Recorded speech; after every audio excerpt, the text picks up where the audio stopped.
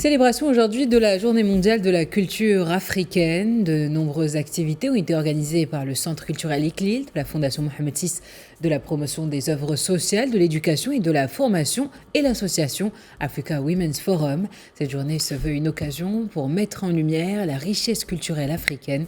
De nombreuses expositions, signatures de livres, ainsi qu'expositions de conférences et de débats ont été organisées. Des activités animées par des universitaires marocains et africains, en plus d'experts dans les différents domaines touchant à la culture.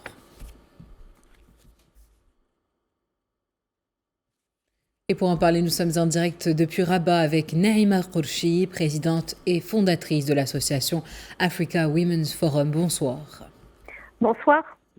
Pour commencer, que retenir de ces débats et conférences artistiques organisés en partenariat avec le Centre culturel Iqlil?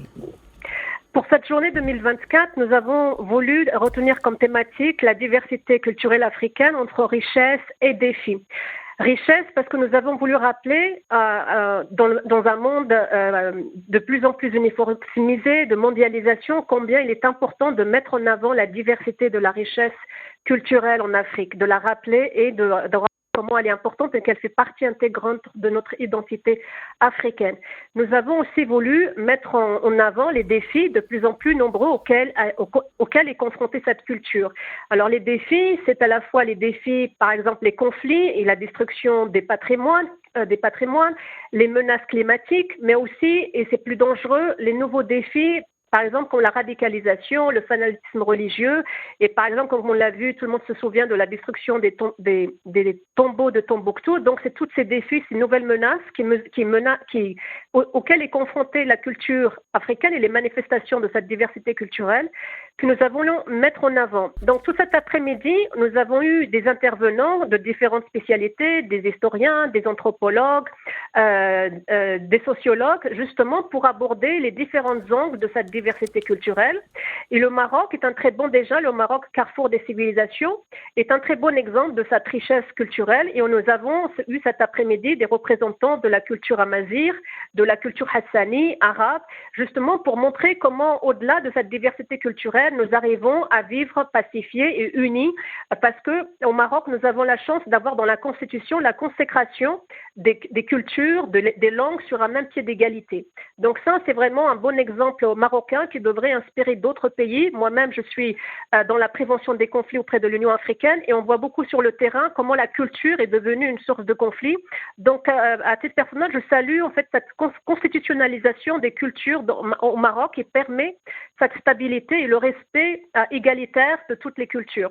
Nous avons aussi voulu mettre en avant comment on peut travailler entre pays africains, plus de solidarité pour aider certains États qui sont confrontés à ces problèmes et établir une solidarité depuis le Maroc au sein du continent africain. Justement, alors, quel message teniez-vous, en dehors du message de paix, teniez-vous à délivrer à travers cette journée dédiée à la célébration de la Journée mondiale africaine de la culture? Justement, j'ai oublié de vous rappeler aussi que dans ce domaine-là, et c'est aussi un des buts de l'association Africa Women's Forum, on a rappelé, et notamment ça a été l'objet de mon intervention, le rôle des femmes dans la préservation de sa culture africaine et dans sa transmission, non seulement dans le continent africain, mais c'est aussi très important à travers les diasporas, parce que malheureusement, la diaspora, souvent les secondes générations, surtout ceux qui vivent dans des pays non africains, ne connaissent pas leur culture, elle est véhiculée de façon assez négative dans les médias étrangers. Et donc, un des buts aussi de cette journée, c'est de parler, d'aborder comment il est important que les États africains puissent participer à la diffusion de la culture auprès de la diaspora pour préserver et que les jeunes générations de la diaspora se réapproprient et soient fiers de leur identité africaine.